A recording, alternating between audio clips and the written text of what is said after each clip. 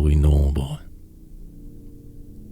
Ô toi qui l'aurais lu pour sa grande tendresse, et qui l'aurais aimé pour le noble dédain qu'il a devant les fleurs mortes de ma jeunesse et les faunes couvrant le cœur de mon jardin. Toi vers qui mon regard s'élance en pure perte, interrogeant vain l'espace élysien, et revient égaré, chargé d'ombre et d'allure. Neuf ayant fait naufrage et perdu corps et bien.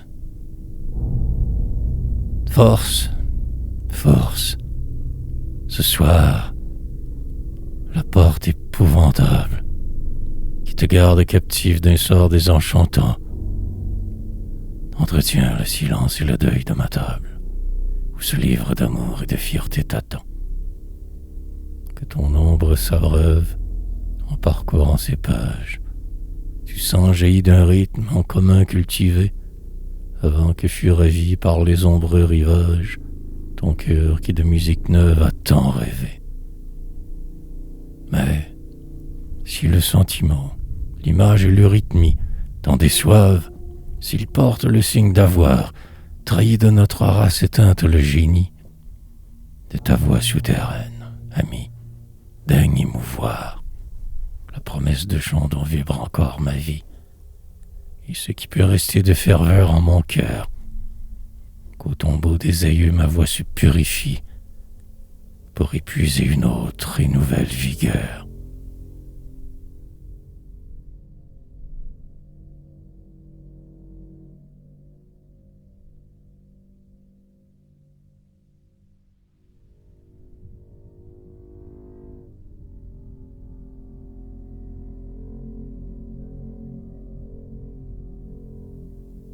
D'un âge ingrat fleuri par la belle amitié et par une commune ardeur désabusée, ni de leur sein au feu des couchants exposés, je n'ai rien encore oublié. Et ce livre où j'ai mis le meilleur de moi-même, âme, forme et cœur détachés de l'oubli, et piété vouée au temps, aura aboli, ce sera mon plus beau poème. Jusqu'au jour déciant et transfigurateur qui m'apprendront que rien ne dépasse les roses, en durée et beauté, que les métamorphoses peuvent aigrir aussi nos cœurs. Mais qu'au moins, aujourd'hui, fier encore de ce livre, je t'invite à nouer son orgueil à ton front, et, sans appréhender les jours noirs qui viendront, puisse souhaiter qu'ils t'enivrent. Ainsi, cendre, ainsi notre belle amitié, l'ardeur qui l'anima, pire et désabusée, ni leur sein aux splendeurs des couchants exposés. Tu n'auras pas tout oublié.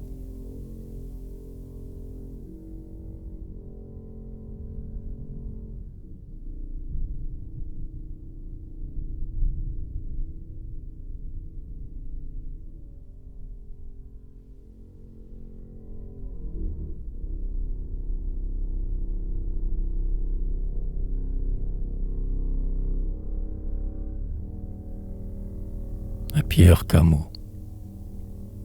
Du signe de vieillir, du signe de la mort est-il marqué ce livre où j'ai mis ma jeunesse? Et le son qu'il rendra serait-il d'allégresse, serait-il de remords?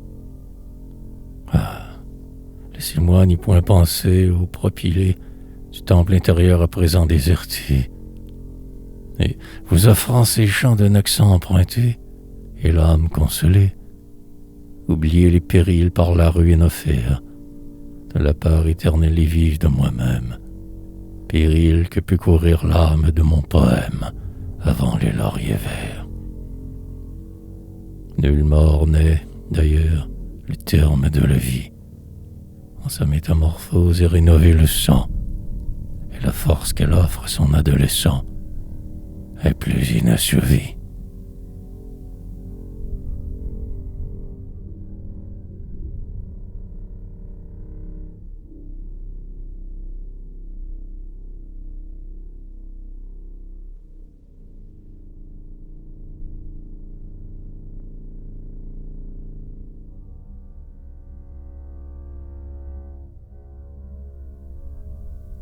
attristant de rêve. Ce livre, comment imprimé, renferme-t-il quelques poèmes que vous puissiez en France aimer, chers poètes de rêve? Mais là des grands soleils de feu qui brûlent les monts d'Yariv, là de nos lunes, or gris bleu, dans la forge tardive, de notre azur de pourpre, là de voir le même paysage fait de ficus et de lilas et de touffes sauvages.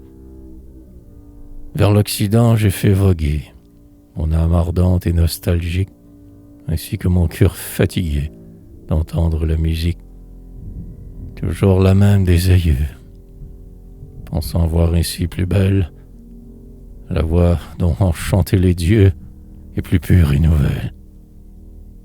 Insensé, les voici-t-ils pas revenus? Pour toute fortune, ils ne m'offrent que le trépas de leur force commune. Ah, puissent-ils se retremper dans l'air de la terre ancestrale et recouvrir leur entité sous la lumière astrale.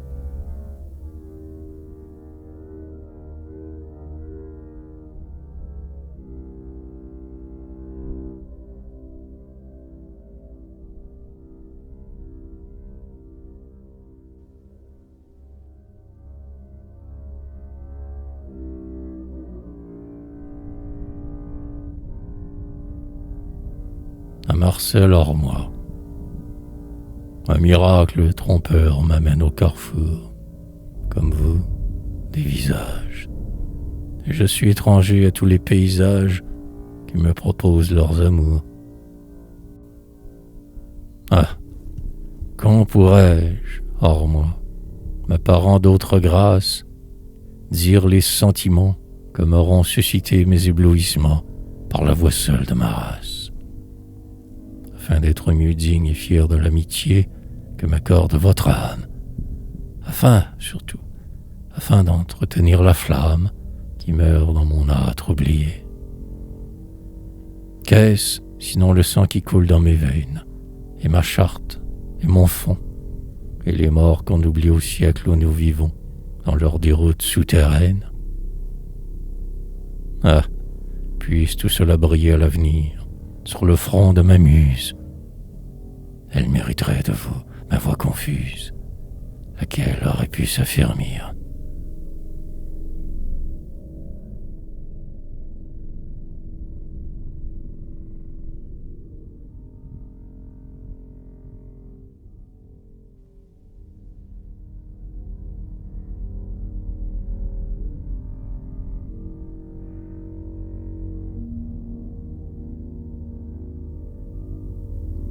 À Jean Lebras.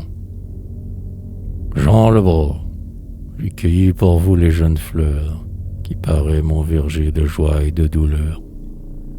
Des lilas du pays offrant leurs grappes mauves au cœur de notre azur grillé de soleil fauve, ni des ficus perdus au flanc de nos coteaux, ni bruissant du maint et bas de nos oiseaux couleur d'yeux ou de ciel, ni les chansons plaintives des filles du regret aux grâces primitives. Je n'ai rien oublié, sauf l'âme et la rumeur, et je tremble d'offrir quelque chose qui meurt.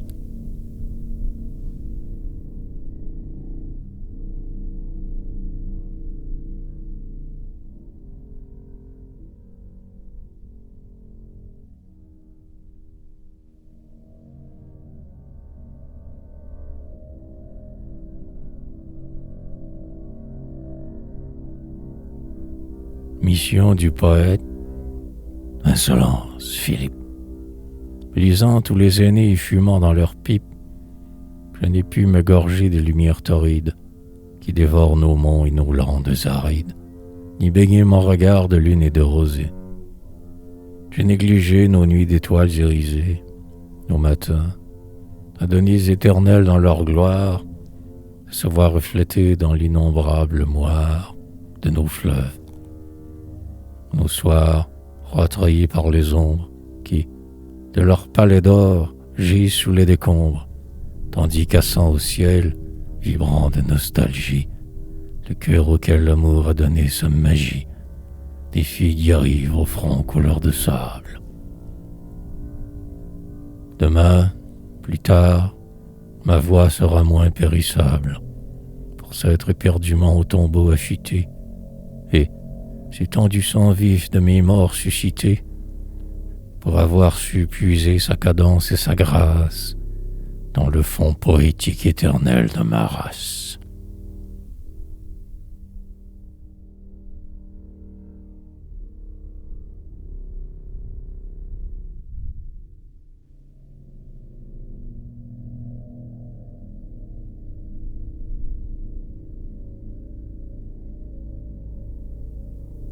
Donner un sens plus pur aux mots de la tribu, et l'imprégner du sang de mes morts que nos combes, ombreuses et nos monts ensoleillés ont bu, mission périlleuse et double qui m'incombe. Qui donc m'adonnera de pouvoir fiancer l'esprit de mes aïeux à la langue adoptive, et mon cœur naturel, calme et fier aux pensées, pervers et sombre de l'Europe maladive. Pour susciter des chants où ma pure entité se précise selon le rythme et la cadence de l'intuition et de toute influence s'affranchit, changée ainsi par l'éternité.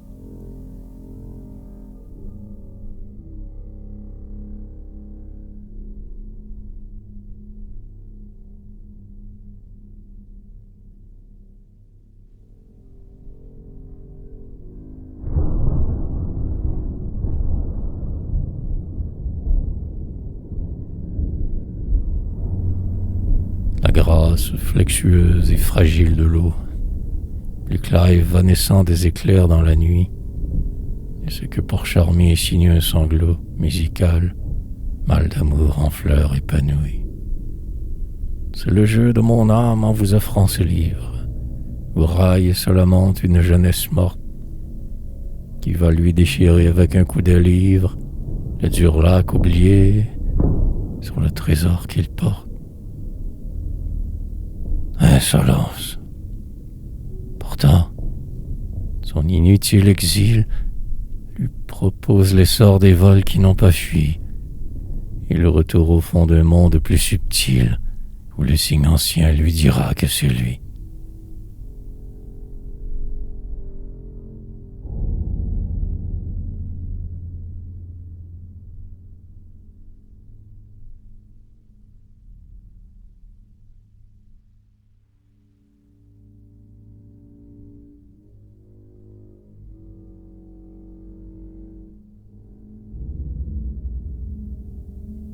Le vent pourra souffler, Émilie, dans ce livre et, dispersant ses fleurs, saccager tous ses frais.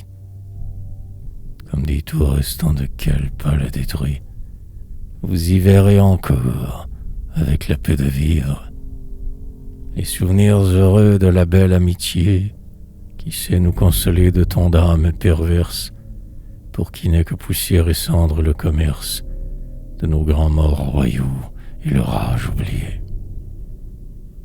Ainsi, le cœur plus clair que celui du printemps, et plus bleu qu'un verger qui se gorge de lune, en vous offrant ces chants de notre ardeur commune, je n'appréhende pas pour eux l'œuvre du temps.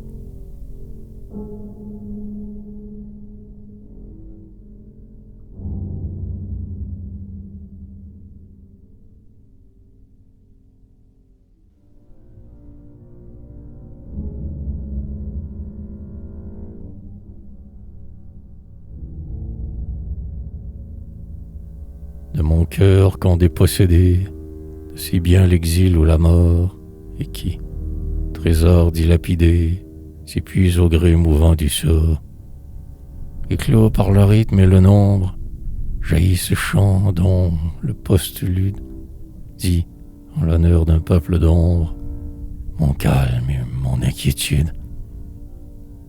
Ah, puisses-tu la voir, là-bas, dans ton val sombre et désolé, les accents qui ne meurent pas, vibrant des beaux jours en allée, et réveillant ta pensée de nos passions tout le charme, escarpolette balancée, mais par le vent de quelle alarme.